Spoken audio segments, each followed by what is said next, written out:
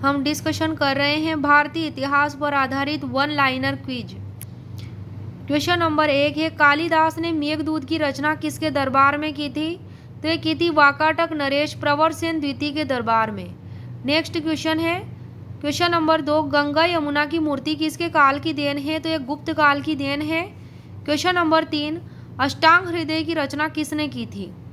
तो अष्टांग हृदय की रचना वाग्भट्ट ने की थी और यह आयुर्वेद का प्रसिद्ध ग्रंथ है अष्टांग हृदय। क्वेश्चन नंबर 4, कहोम स्तंभ लेख किससे संबंधित है? तो यह स्कंद गुप्त से संबंधित है और गोरखपुर यूपी में स्थित है। क्वेश्चन नंबर 5, खंड खाद्यक और ब्रह्म सिद्धांत की रचना किसने की थी? तो यह ब्रह्मगुप्त नामक गणितज्ञ ने की थी, जो भीनमाल जालोर राजस्थान में जिनका जन्म हुआ था। गुरुत्वाकर्षण के सिद्धांत का प्रतिपादन किया था ब्रह्मगुप्त ने और कहा था कि पृथ्वी सभी वस्तुओं को अपनी ओर आकर्षित करती है।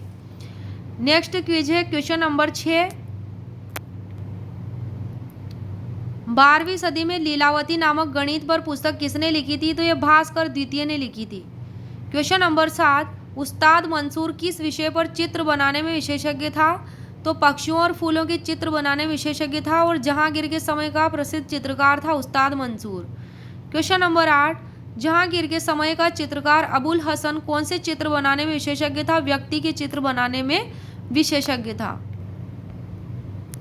क्वेश्चन नंबर 9 है, हरहा अभिलेख से किसकी जानकारी मिलती है? तो मोखरी वंश की जानकारी मिलती है। हरहा अभिलेख बाराबंकी यूपी में स्थित है।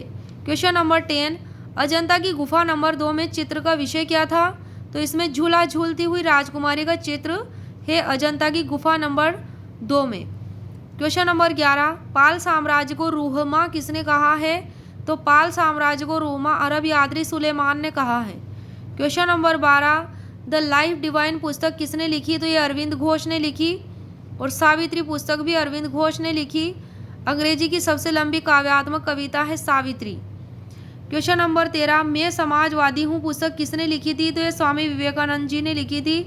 क्वेश्चन नंबर 14, लाला मुंशीराम बाद में कौन से नाम से विख्यात हुए? स्वामी श्रद्धानंद के नाम से।